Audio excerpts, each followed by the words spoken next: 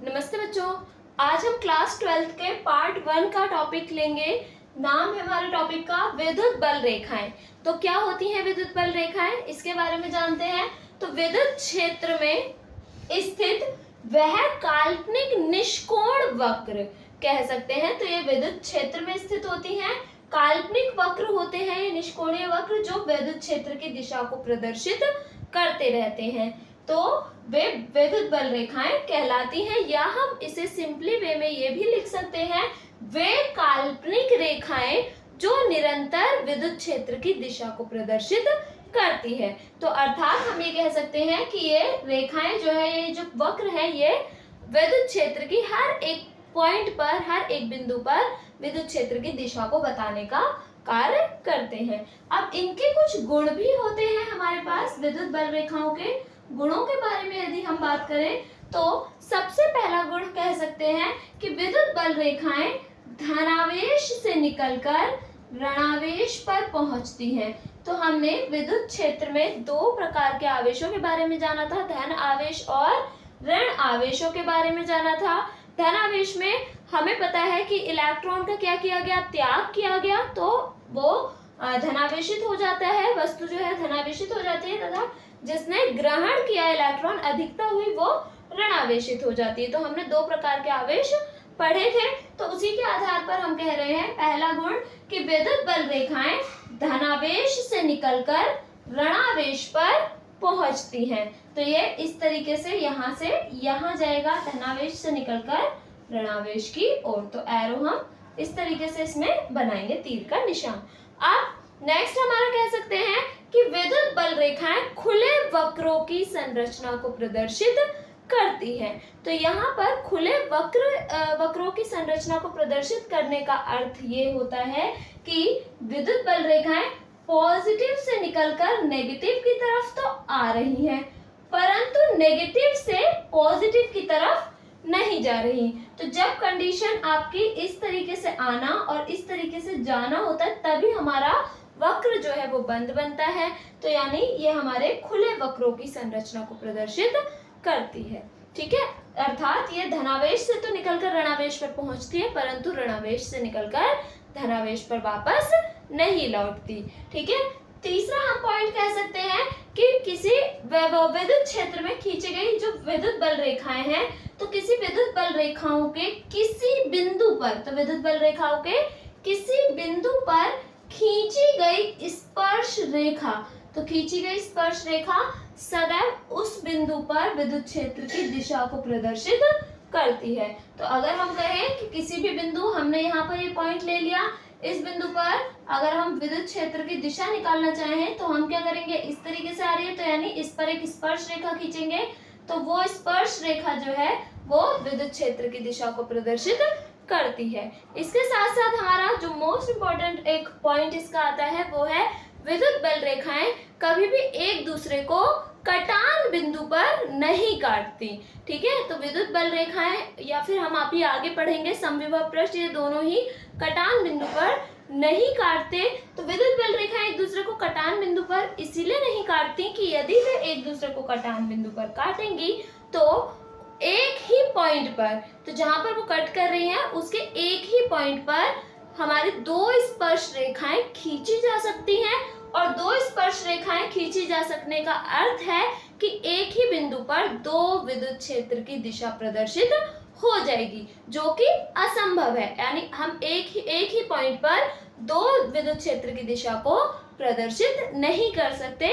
तो अगर वो कटान बिंदु पर काटेगी तो उसके द्वारा जब हम स्पर्श रेखा खींचेंगे तो एक ही बिंदु पर दो स्पर्श रेखाएं खींची जा सकेंगी, जिसके कारण विद्युत क्षेत्र की दो दिशाएं प्रदर्शित होंगी, जो कि असंभव होता है। नेक्स्ट हम कह सकते हैं विद्युत बल रेखाएं जब एक दूसरे के समान तथा एक दूसरे से समान दूरी पर होती हैं। तो ये मेरे पास मैंने अज्यूम कर लिया विद्युत बल रेखाएं हैं। तो यदि विद्युत बल रेखाएं एक दूसरे के समान, जैसे इनकी डिस्टेंस समान है, तो यदि एक दूसरे से समान तथा एक दूसरे के समांतर हो और समान दूरी पर हो, तो ये सदैव एक समान विद्युत क्षेत्र को प्रदर्शित करती है। तो ये एक समान विद्युत क्षेत्र को रिप्रेजेंट कर रही है, प्रदर्शित कर रही है। ठीक है, इसके अलावा हम कह सकते हैं कि विद्युत बल रेखाएं जहां पर भी पास होती हैं, जैसे कि मैंने कहा था धनावेश से निकलकर ऋणावेश पर पहुंचेंगी, तो यदि हम इसको वक्र बनाएं यानी निष्कोणीय वक्र अगर हम इसका बनाएं तो कुछ इस तरीके से हम ड्रॉ कर सकते हैं इसको।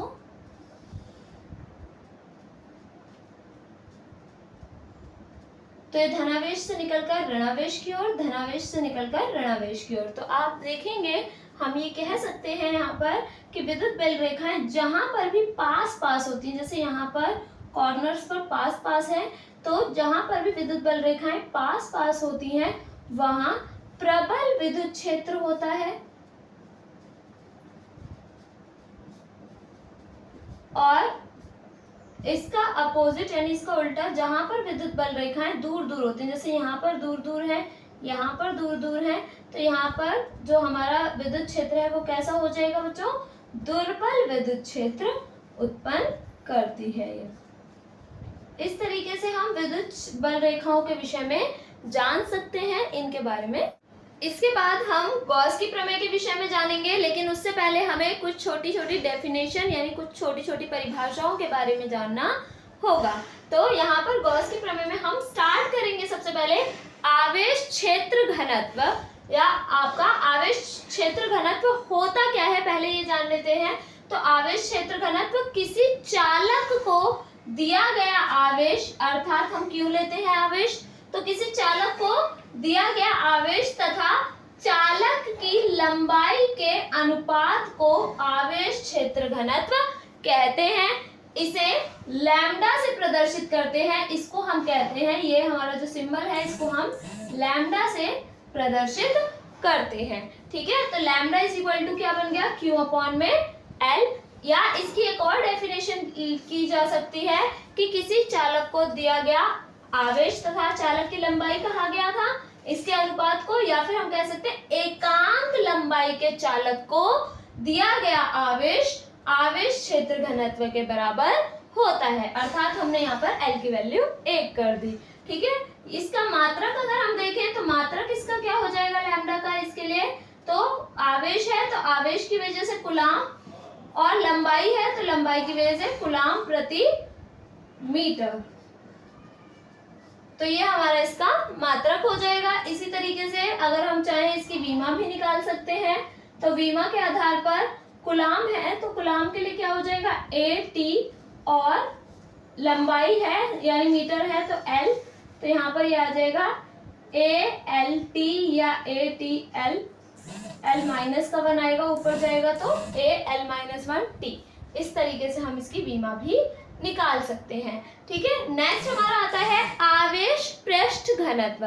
आवेश पृष्ठ घनत्व क्या होता है हमारा कि किसी चालक को दिया गया आवेश, तो माना चालक को दिया गया आवेश Q है, ठीक है, तथा उस चालक के सिरों के अनुप्रस्थ काट के क्षेत्रफल के अनुपात को, तो उस चालक के अनुप्रस्थ काट का यानी सिरों के अनुप्रस्थ काट का क्षेत्रफल, सिरों के अनुप्रस्थ काट का क्षेत्रफल ऐसे समझ सकते हैं कि माना कि ये हमारे पास क्या है, एक चालक तार है, तो चालक के सिरों के अनुप्रस्थ काट का यानी जो मेरे मार्कर है, मार्कर के ये वाला हिस्सा, इसी प्रकार से हम तार का ये वाला हिस्सा जो देखेंगे वो हमारे इसका तार का, या फिर हम यहाँ पर मार्कर की बात कर रहे हैं तो मार्कर का क्या होगा, अनुप्रस्थ काट का क्षेत्रफल। ठीक है, तो चालक को दिया गया आवेश तथा चालक के सिरों के अनुप्रस्थ काट के क्षेत्रफल के अनुपात को आवेश पृष्ठ घनत्व कहते हैं। इसे हम सिग्मा से प्रदर्शित करते हैं, इस सिंबल को हम कहते हैं सिग्मा। ठीक, और इसी तरीके से इसकी भी एक और डेफिनेशन निकाली जा सकती है, बनाई जा सकती है कि एकांक अनुप्रस्थ काट के क्षेत्रफल वाले चालक को दिया गया आवेश आवेश पृष्ठ घनत्व कहलाता है। इस तरीके से भी हम इसको बना सकते हैं। इसका मात्रक अगर हम देखें तो मात्रक इसका हो जाएगा हमारे लिए, आवेश है तो कूलाम, और अनुप्रस्थ काट का क्षेत्रफल बेसिकली होता है क्षेत्रफल की तरह ही यानी आपका मीटर स्क्वायर, तो यहाँ पर ये कूलाम प्रति मीटर स्क्वायर आ जाएगा। इसी तरीके से अगर हम चाहें तो इसकी विमा भी निकाल सकते हैं, तो विमा के लिए कूलाम के लिए AT और मीटर का स्क्वायर है यानी L2, L ऊपर जाएगा तो -1 हो जाएगा, सॉरी -2 हो जाएगा, तो ATL-2। इस तरीके से इसकी विमा निकाली जा सकती है। नेक्स्ट हम अगर देखें तो आवेश आयतन घनत्व, तो यहाँ पर आयतन की डिस्कशन हो रहा है। इसका मतलब जैसे यहाँ क्षेत्र का हो रहा था तो केवल लंबाई, पृष्ठ जो है वो लंबाई और चौड़ाई से मिलकर बनेगा, तो यानी क्षेत्रफल की बात हो रही थी। आयतन लंबाई, चौड़ाई और ऊंचाई यानी तीनों चीजों को इंक्लूड करेगा। तो हम कह सकते हैं कि किसी चालक को दिया गया आवेश तथा चालक के आयतन के, जो चालक के कुल आयतन के अनुपात को हम आवेश आयतन घनत्व कहते हैं। इसे रो से रिप्रेजेंट यानी रो से प्रदर्शित करते हैं। ठीक है, तो या फिर आप इसकी भी थर्ड डेफिनेशन इसी तरीके से बना सकते हो कि एकांक आयतन के चालक को दिया गया आवेश आवेश आयतन घनत्व कहलाता है। चालक यदि गोलीय हो तो यहाँ पर हम ले रहे हैं कि चालक कैसा है, हमारे पास गोलीय है, तो उस स्थिति में जो आवेश आयतन घनत्व है यानी रो जो है वो हमारा क्या हो जाएगा, आवेश उसे दिया जाएगा Q, और आयतन जो है वो हमारा गोले का आयतन प्रयोग हो जाएगा, और गोले का आयतन हमारा होता है 4/3 यानी 4/3 पाई r⁻3। ठीक है, तो यहाँ पर Q अगर हम 3 को शिफ्ट करें तो 4 टर्म में फर्स्ट टर्म में चला जाएगा, तो रो बराबर क्या आ जाएगा हमारे पास 3Q/4 पाई r⁻3। ठीक है, तो इस तरीके से हमारा आवेश आयतन घनत्व आ जाएगा। यदि हम इसका मात्रक देखें तो मात्रक हम इसके ये वाले फॉर्मूले से निकालेंगे, Q/V वाले से। तो मात्रक क्या हो जाएगा, आवेश है तो आवेश के लिए कूलाम, और आयतन, आयतन की वजह से क्या हो जाएगा, मीटर की घात 3 यानी मीटर क्यूब। तो यहाँ पर अगर हम इस इसी आधार पर इसकी क्या निकाल लें, विमा, तो विमा भी आ सकती है कूलाम के लिए AT, और अपॉन में मीटर है तो मीटर के लिए L, और मीटर का क्यूब है तो यानी L3। ऊपर जाएगा L3 तो माइनस में हो जाएगा, तो ATL-3। इस तरीके से हम इसकी विमा निकाल सकते हैं, और इस तरीके से हम इन तीनों डेफिनेशन को समझ सकते हैं। इन तीनों डेफिनेशन का, इन तीनों परिभाषाओं का जो प्रयोग है वो हमारा गॉस के अनुप्रयोगों में यूज होगा। इसके बाद हम जानेंगे क्षेत्रफल सदिश क्या होता है, अर्थात हमारा इसको हम एरिया वेक्टर या क्षेत्रफल वेक्टर भी कह सकते हैं। तो हमारा क्षेत्रफल वेक्टर क्या हो जाएगा, ऐसा समतलीय पृष्ठ, अर्थात हमारे पास क्या होना चाहिए, एक पृष्ठ होना चाहिए समतलीय, जिसको प्रेजेंट करने के लिए यानी जिसको प्रदर्शित करने के लिए या व्यक्त करने के लिए हमारे पास परिमाण के साथ साथ यानी वैल्यू के साथ साथ क्या होनी चाहिए, दिशा भी होनी चाहिए। वेक्टर आ रहा है तो वेक्टर तो वे ही राशियां होती हैं जिनमें परिमाण के साथ साथ दिशा भी होती है। तो यहाँ पर क्षेत्रफल वेक्टर है तो हमारा ऐसा समतलीय पृष्ठ जिसको व्यक्त करने के लिए परिमाण के साथ साथ दिशा की भी आवश्यकता होती है, क्षेत्रफल वेक्टर या क्षेत्रफल सदिश कहलाता है। इसे हम A से प्रदर्शित कर सकते हैं या A वेक्टर से भी प्रदर्शित कर सकते हैं। यहाँ पर अब बात आती है, जैसे कि हमने बताया कि इसको व्यक्त करने के लिए परिमाण के साथ दिशा की आवश्यकता है,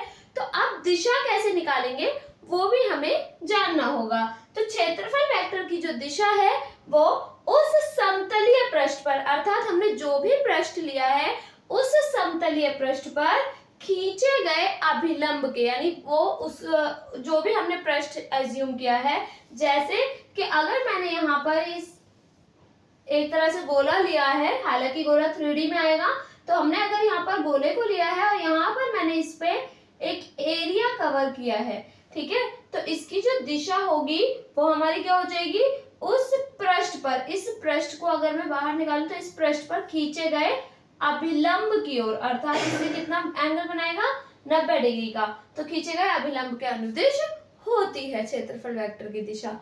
नेक्स्ट हमारा एक टॉपिक और है कि समतलीय कोण क्या होता है। तो समतलीय कोण, जिस कोण के बारे में हमने क्लास 11th में भी जाना था, कोण बराबर चाप बटे त्रिज्या, जिसका फॉर्मूला हमने सीखा था।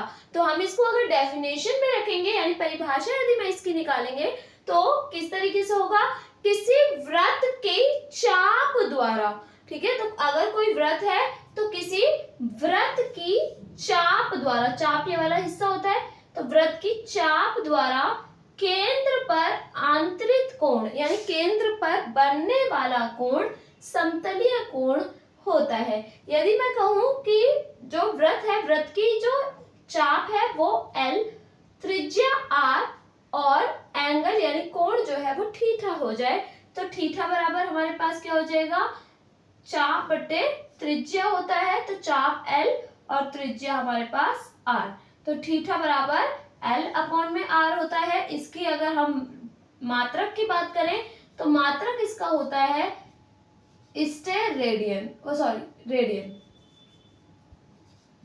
इसका जो मात्रक होगा वो क्या हो जाएगा, मेरे पास रेडियन हो जाएगा, ठीक है। यह एक पूरक मात्रक होता है जिसके बारे में हमने क्लास 11th में पढ़ा होगा कि मूल राशियां और उसके अलावा दो हमारे पास पूरक राशियां होती हैं जिनमें आपका कोण तथा घन कोण होता है, ठीक है। तो घन कोण इसका नेक्स्ट टॉपिक होगा। तो मात्रक यहाँ पर क्या हो जाएगा, इसका रेडियन। और यदि हम इसमें रेडियन की परिभाषा, एक रेडियन की परिभाषा निकालें तो इसके आधार पर, अगर हम फॉर्मूले के आधार पर देखें एक रेडियन, तो हमें ऐसा वृत्त लेना होगा यानी ऐसी चाप लेनी होगी। अगर मैं L को किसके बराबर रख दूं, R के बराबर, तो थीटा बराबर क्या हो जाएगा, L की जगह पर R अपॉन में R, R से R कैंसिल, तो थीटा क्या आ जाएगा मेरे पास, 1 रेडियन। तो इसका अर्थ यह है एक रेडियन वह कोण है जो वृत्त की द्वारा, वह किसी वृत्त के द्वारा खींचे गई चाप यदि त्रिज्या के बराबर हो जाए तो उस वृत्त के केंद्र पर बनने वाला या उस वृत्त के केंद्र पर आंतरिक कोण 1 रेडियन होगा। इस तरीके से हम इसको समझ सकते हैं। बाद हमारा नेक्स्ट टॉपिक है घन कोण। घन कोण जो है वो क्या होता है उसके बारे में जान लेते हैं। किसी गोले के, तो अब यहाँ पर कोई गोला है आपका, यानी कोई स्फीयर है हमारे पास, गोले के गोलीय पृष्ठ क्षेत्रफल द्वारा, तो गोला, मैंने यहाँ पर एक गोला एज्यूम किया हुआ है, ठीक है, हम इसको 3D में ही एज्यूम कर रहे हैं अभी। तो गोलीय पृष्ठ क्षेत्रफल के द्वारा गोले के केंद्र पर आंतरिक कोण, तो यहाँ पर मैंने माना कि ये जो गोला है इसके गोलीय पृष्ठ मतलब इसके ये साइड वाली सरफेसेस, तो ये गोलीय पृष्ठ के द्वारा, ठीक है, तो गोलीय पृष्ठ के क्षेत्रफल के द्वारा हमने इतना क्षेत्रफल इसका एज्यूम किया हुआ है। तो गोलीय पृष्ठ क्षेत्रफल के द्वारा गोले के केंद्र पर, इस क्षेत्रफल की वजह से जो गोले के केंद्र पर कोण बनेगा इसको हम घन कोण कहते हैं, ठीक है। इसे हम ओमेगा से प्रदर्शित कर सकते हैं, डी ओमेगा से, या फिर आपका डेल यानी डेल्टा ओमेगा। तो यहाँ पर ये तीनों से ही रिप्रेजेंट किया जा सकता है और यहाँ पर ये जो वर्ड है इसको हम ओमेगा कहते हैं, ठीक। अब यहाँ पर यदि हम माने, तो माना कि कोई R त्रिज्या का, मैंने यहाँ पर इसको R त्रिज्या मानी है इस गोले की, तो माना कि कोई R त्रिज्या का गोला है तथा गोले के डेल्टा A क्षेत्रफल भाग से गोले के केंद्र पर आंतरिक कोण d ओमेगा हो, तो फॉर्मूला हमारा बनेगा d ओमेगा या डेल्टा ओमेगा। तो डेल्टा ओमेगा बराबर, पहले हमें क्या करना पड़ेगा, क्षेत्रफल, क्योंकि हमने कहा है कि क्षेत्र आपका गोले के केंद्र पर आंतरिक कोण था, तो डेल्टा A अपॉन में R का स्क्वायर, तो ये इसका क्या हो जाता है, फॉर्मूला हो जाएगा। घन कोण का कोई मूल मात्रक नहीं होता, ठीक है, क्योंकि ये एक पूरक राशि है, मूल राशि नहीं है, तो इसका क्या होगा, पूरक मात्रक होगा, और इसका मात्रक जो होगा उसको हम कहेंगे स्टेरेडियन। इसका जो मात्रक है वो हमारा स्टेरेडियन होगा। और अब हम अगर जाने तो एक स्टेरेडियन की अब हम यहीं से परिभाषा भी निकाल सकते हैं। तो एक स्टेरेडियन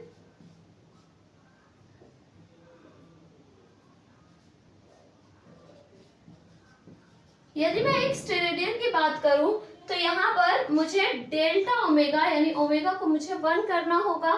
1 कब हो सकता है डेल्टा ओमेगा, यदि मैं डेल्टा ए को, तो यदि हम क्या करें, डेल्टा ए यानी जो एरिया है, जो क्षेत्रफल है, उसको हम आर स्क्वायर के बराबर कर दें, तो डेल्टा ए किसके बराबर हो जाए, आर स्क्वायर यानी त्रिज्या के वर्ग के बराबर हो जाए। तो उस स्थिति में डेल्टा ए की जगह पर आर स्क्वायर और यहाँ पर डिवाइड में आर स्क्वायर है ही, कैंसिल हो जाएगा, तो डेल्टा ओमेगा क्या हो जाएगा मेरे पास 1 आ जाएगा, तो एक स्टेरेडियन।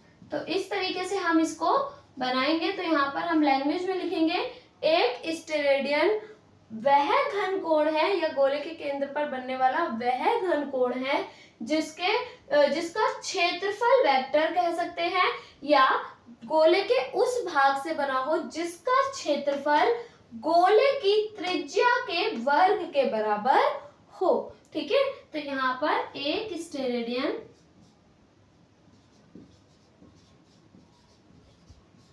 वह घन कोण है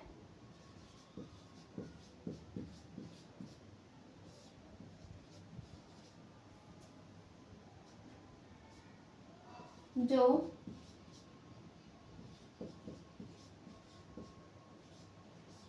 गोले के उस क्षेत्रफल द्वारा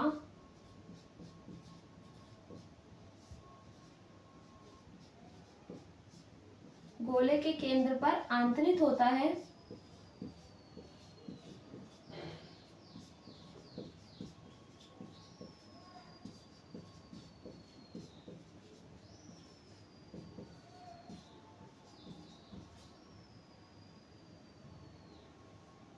जो गोले की त्रिज्या के वर्ग के बराबर हो।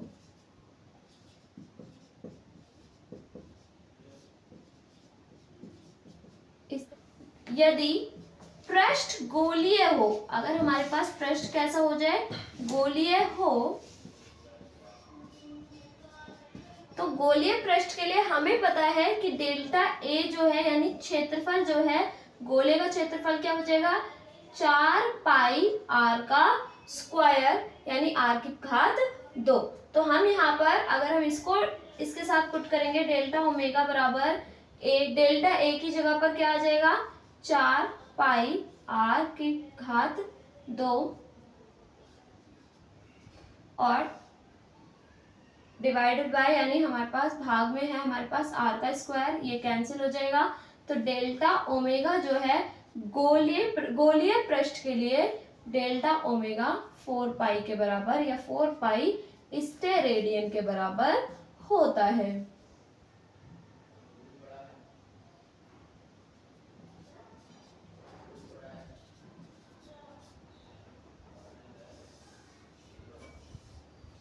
इसके बाद हमारा नेक्स्ट टॉपिक है विद्युत फ्लक्स। अब विद्युत फ्लक्स क्या होता है इसके बारे में जानते हैं। तो विद्युत फ्लक्स किसी तल के अभिलंबवत, तो यहाँ पर मैंने एक तल ऐसे ही मान लिया कि ये मेरे पास तल है, ठीक है, और इस तल के अभिलंबवत अर्थात अभिलंब मेरा इस पर ये रहा, तो ये हमारा अभिलंब है। तो किसी तल के अभिलंबवत गुजरने वाले एक समान विद्युत क्षेत्र तथा उस तल के क्षेत्रफल के गुणनफल जो है वो तल से बद्ध विद्युत फ्लक्स के बराबर होता है। ऐसे सपोज करेंगे, क्योंकि यहाँ पर इस फिगर को, इस डायग्राम को हम 2D में ही रख रहे हैं, बोर्ड पर ड्रॉ कर रहे हैं, बट कुछ इस तरीके से कि हम मान सकते हैं कि ये क्या है, एक समतल पृष्ठ है, ठीक है, जिसके लंबवत हमारे पास ये रही कंडीशन, तो यहाँ पर हमारे पास इसका अभिलंब है। अब इसके अभिलंबवत गुजरने वाले जो एक समान विद्युत क्षेत्र होगा वो कुछ इस तरीके से होगा, एक समान विद्युत क्षेत्र इस साइड भी और इस साइड भी अभिलंब के, ठीक है।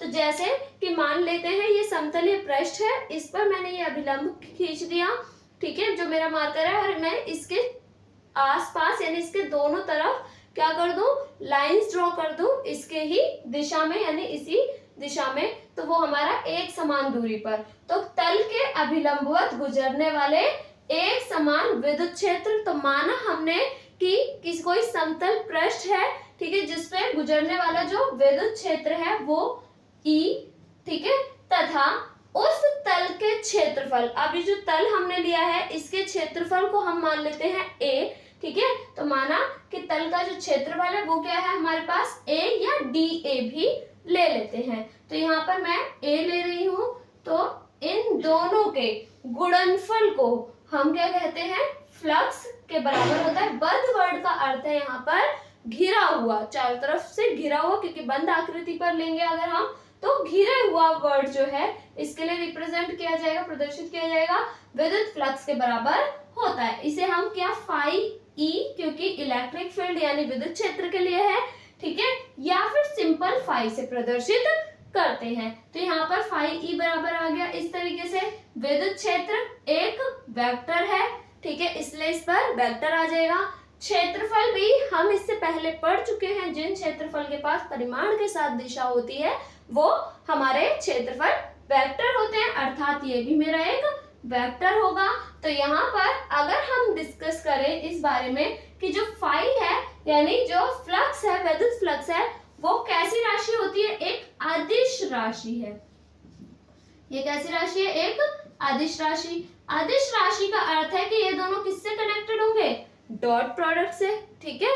हमारा ये हमारे स्केलर गुणन होगा इसका, ठीक है। और हम जानते हैं कि ए वेक्टर डॉट बी वेक्टर क्या होता है, था हमारे पास ए बी कॉस थीटा। यदि क्रॉस होता है तो साइन और डॉट होता है तो कॉस, यानी अगर हमारे पास अदिश राशि है तो हम कॉस थीटा यूज करते हैं, और यदि सदिश राशि है, ठीक है, अगर फाई सदिश राशि होता है इनकेस, तो हम यहाँ पर इसको साइन से प्रदर्शित करते।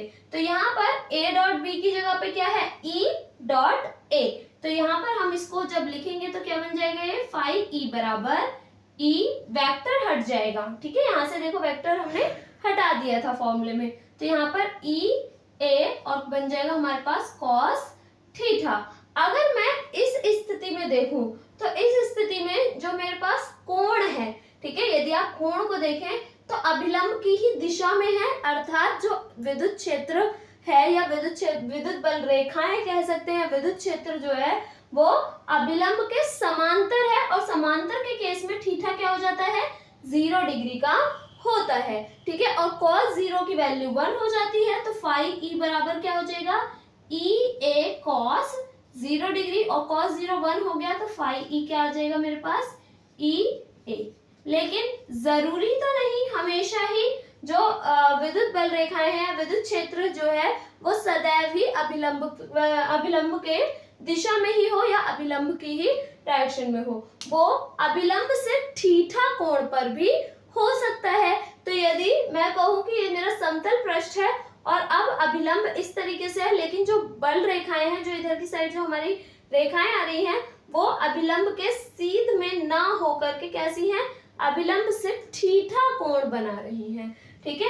तो अर्थात हमारे पास यहाँ पर केस 1 बनेगा, ठीक है, जिसमें हमारे पास ये पृष्ठ है, पृष्ठ पर हमने ये अभिलंब ड्रॉ कर लिया, अभिलंब खींच लिया, ठीक है। और यदि हम यहाँ पर लिख सकते हैं इसको केस 1 में, यदि विद्युत बल रेखाएं अभिलंब से थीटा कोण पर हो तो कुछ इस तरीके से जाएंगी, एक समान विद्युत बल रेखाएं या एक समान विद्युत क्षेत्र जो है वो अभिलंब से कितना कोण बना रहा है, थीटा कोण बना रहा है। तो उस स्थिति में फॉर्मूला मेरे पास क्या हो जाएगा, फाई ई बराबर ई ए कॉस थीटा। अब यहाँ पर थीटा किस एंगल पे दे रहा है वो हमें बताएगा, तो हम उसके अकॉर्डिंग कॉस की वैल्यू निकाल सकते हैं, ठीक है। फिर नेक्स्ट हमारा हो सकता है केस 2। केस 2, यदि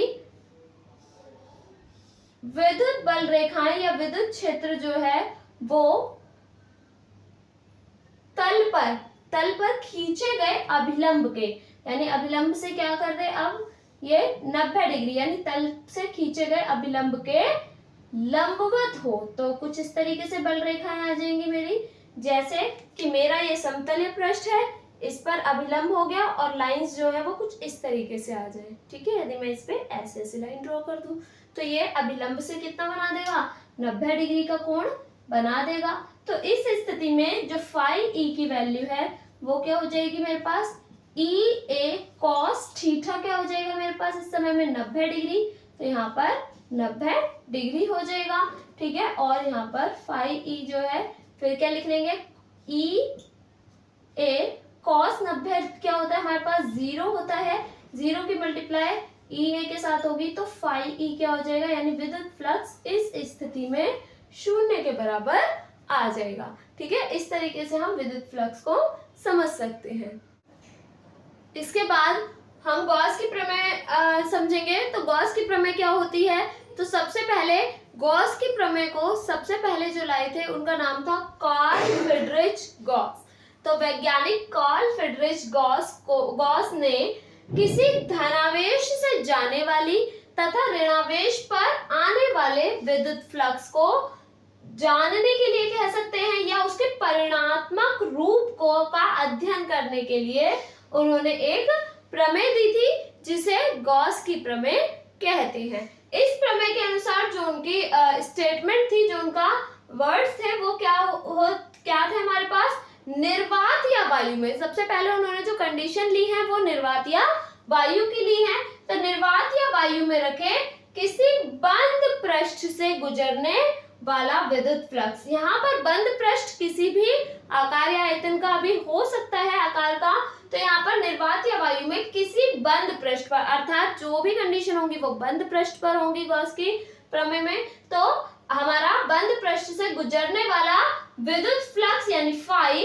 उस पृष्ठ के द्वारा घेरे गए कुल आवेश या संपूर्ण आवेश Q के 1/ε0 गुने के बराबर होता है। तो यहाँ पर यदि हम माने कि यहाँ पर कोई पृष्ठ है, ठीक है, रैंडमली कोई पृष्ठ हमने लिया और इसको हमने माना कि इस पृष्ठ के द्वारा जो घेरा गया कुल आवेश है वो क्या है, हमारे पास Q आवेश है, ठीक है। तो इस पृष्ठ के द्वारा, संपूर्ण पृष्ठ के द्वारा घेरे गए कुल आवेश का 1/ε0 गुना क्या हो जाएगा हमारा फाई ई, यानी फ्लक्स जो है वो हो जाएगा। यहाँ अगर हम देखें तो एप्सिलॉन जो है वो निर्वात या वायु की विद्युतशीलता तथा Q जो है वो पृष्ठ के द्वारा या बंद पृष्ठ के द्वारा घेरा गया या घिरा हुआ संपूर्ण आवेश है, या बंद पृष्ठ से बंद आवेश होता है, ठीक है। तो हम यहाँ पर अब हम गॉस की प्रमेय की उत्पत्ति के विषय में इसके बाद जानेंगे कि ये फॉर्मूला कैसे आया। इसके बाद हम यहाँ पर गॉस की प्रमेय की उत्पत्ति अर्थात इसका प्रूफ जानेंगे कि किस प्रकार से गॉस की प्रमेय में फाई ई बराबर Q/ε0 किस प्रकार से आया, इस विषय में हम चर्चा करेंगे, इस विषय में हम जानेंगे।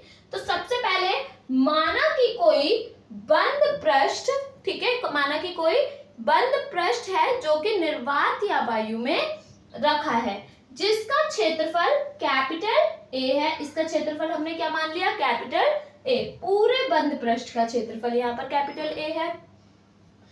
पृष्ठ के बिंदु O पर कोई आवेश प्लस Q आवेश रखा है। तो पृष्ठ के बिंदु O पर कोई प्लस Q आवेश रखा है तथा पृष्ठ के बिंदु O से स्मॉल r दूरी पर कोई बिंदु P स्थित है, ठीक है।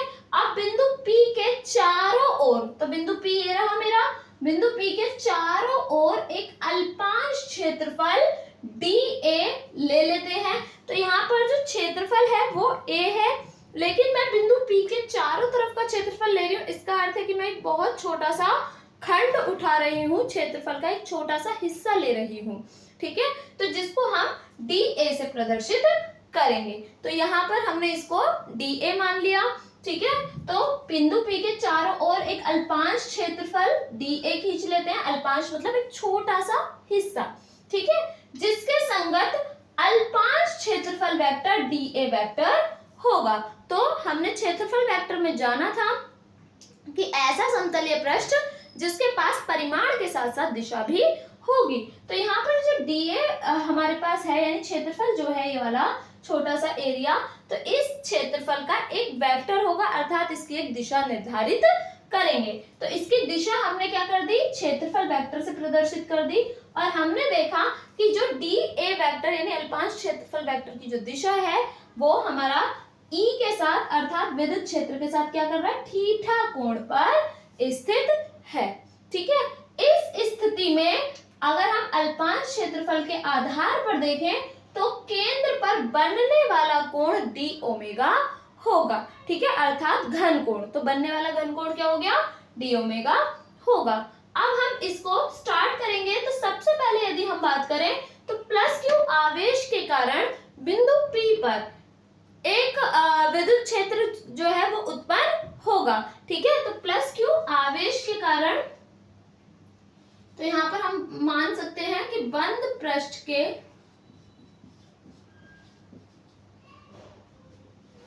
बिंदु O पर रखे प्लस क्यू आवेश के कारण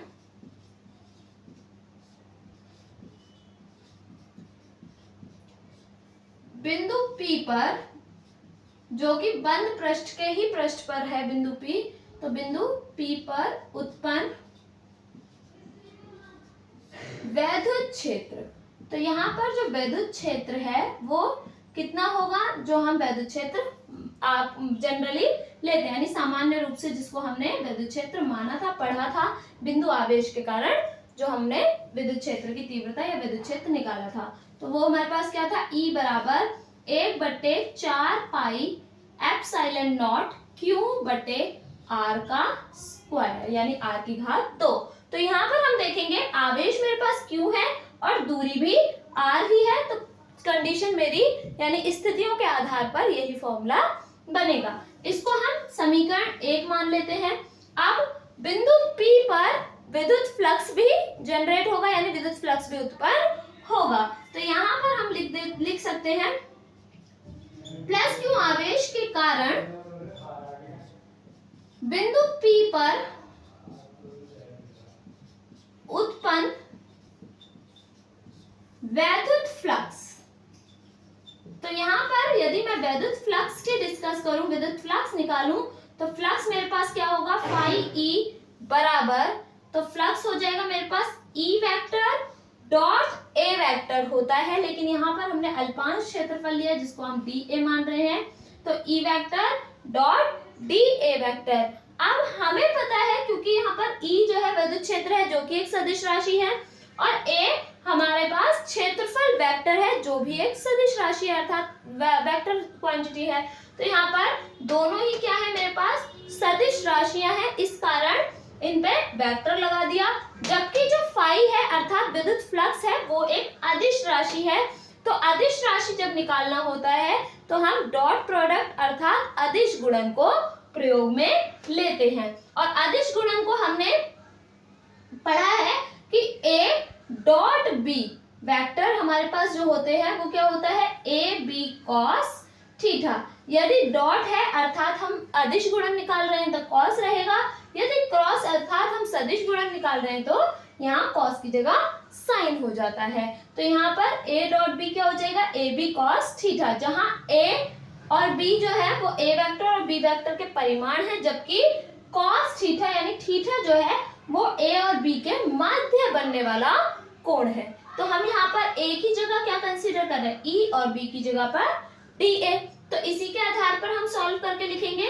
तो यहाँ पर सबसे पहले ई का परिमाण यानी वेक्टर हट जाएगा, जैसे ए से हट गया था ऐसे ही डी ए से भी हट जाएगा, तो यानी ई डी ए, और साथ में आ जाएगा कॉस थीटा, क्या था, ए और बी के बीच बनने वाला कोण, तो यहाँ पर थीटा क्या होगा हमारे पास, एंगल क्या होगा, ई और डी ए के मध्य बनने वाला कोण, तो ई और डी ए के मध्य कोण कितना बन रहा है, थीटा ही बन रहा है, तो ये भी हमारा कॉस थीटा हो जाएगा। तो ये हमारे पास फाई ई बराबर E D A cos theta हो गया।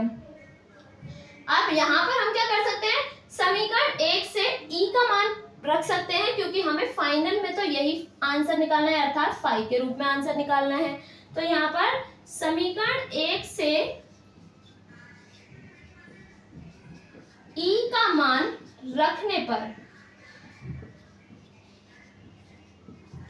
यदि मैं समीकरण 1 से ई का मान रख लेती हूं तो फाई ई मेरे पास क्या हो जाएगा, ई की जगह पर 1/4 पाई एप्सिलॉन नॉट Q बटे R की घात 2, और ये तो हमारी ई की वैल्यू हो गई, साथ में क्या है मेरे पास डी ए कॉस थीटा।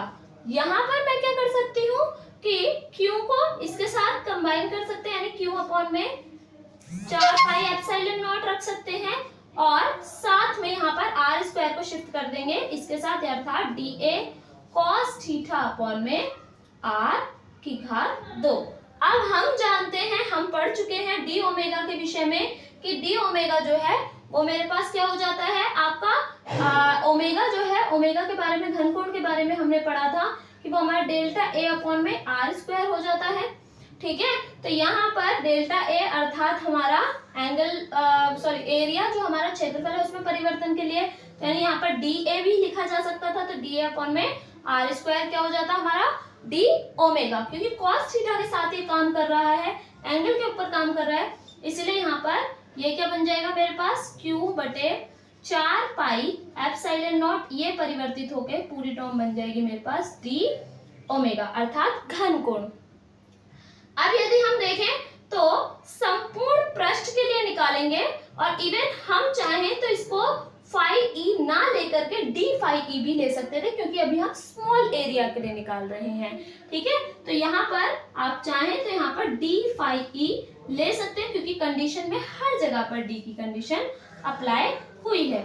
ठीक है, आप संपूर्ण पृष्ठ पर अब हमें निकालना है, तब हम इसको फाई ई में कन्वर्ट करेंगे। ठीक है, क्योंकि दोनों तरफ समाकलन ले सकते हैं, हालांकि ये फाइनल बनकर फाई ई ही आएगा।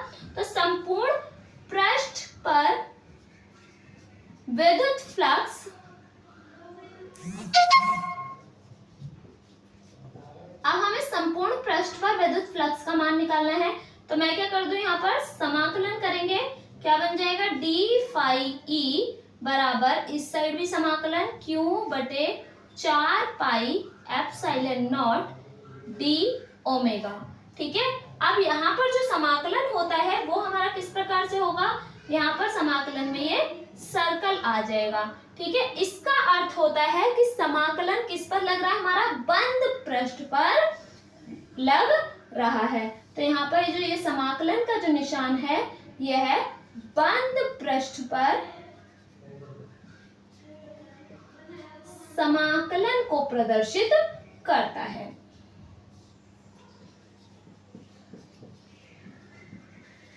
अब यदि हम देखें तो ये तो हमें अरे बंद पृष्ठ के लिए समाकलन को प्रदर्शित करता है, क्योंकि बेसिकली समाकलन यही होता है, लेकिन अगर इसमें हम सर्कल या चकोर या आपका या फिर हम सिंपल कह सकते हैं स्क्वायर बना दें, रेक्टेंगल बना दें, तो इसका अर्थ है बंद पृष्ठ को प्रदर्शित कर रहा है उस स्थिति में। तो यहाँ पर डी फाई ई को हम क्या कंसीडर कर लेंगे, ये तो हमारा संपूर्ण फाई हो जाएगा, यानी संपूर्ण फ्लक्स हो जाएगा, तो ये हो जाएगा मेरा फाई ई।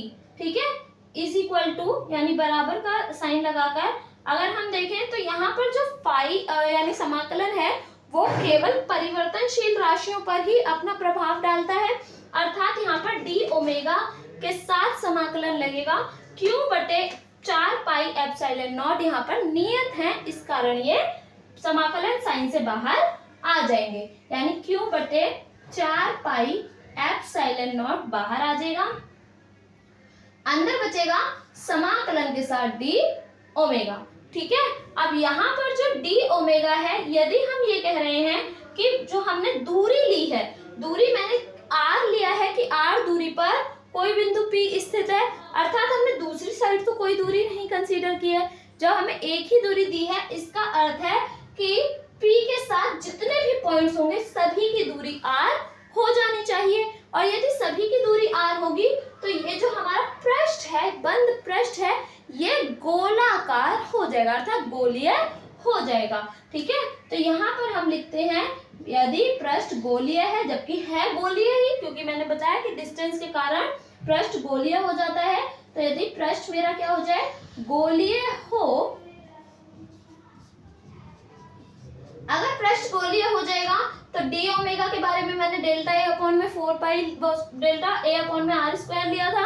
अब यहाँ पर डेल्टा ए हमारा क्षेत्रफल होता है, तो क्षेत्रफल क्या हो जाएगा, गोले का क्षेत्रफल 4 पाई आर का स्क्वायर और बटे यहाँ पर ये आर का स्क्वायर, अर्थात आर स्क्वायर से आर स्क्वायर कैंसिल, यानी हमारा जो डी ओमेगा है वो क्या आ जाएगा यहाँ पर 4 पाई। तो मैं यहाँ पर फाई ई बराबर क्या रख देंगे, Q बटे 4 पाई एप्सिलॉन नॉट और गुणा, तो ये समाकलन संपूर्ण पृष्ठ का यानी संपूर्ण गोलीय पृष्ठ का घनकोण क्या आ गया, 4 पाई आ गया। ठीक है, तो यहाँ से 4 से 4 कैंसिल, पाई से पाई कैंसिल, तो ये हमारे पास फाई ई बराबर क्या आ जाएगा, Q बटे एप्सिलॉन नॉट। यही हमें प्रूफ करना था। गॉस की प्रमेय यही होती है कि यदि हम निर्वात या वायु में किसी बंद पृष्ठ से गुजरने वाला या किसी बंद पृष्ठ से बद्ध विद्युत फ्लक्स उस पृष्ठ पर कुल आवेश का 1/एप्सिलॉन नॉट गुना होता है। तो ये हमने इसी के आधार पर लिख दिया और हम चाहें तो नीचे यहाँ पर गॉस की प्रमेय की स्टेटमेंट दोबारा रिपीट कर सकते हैं।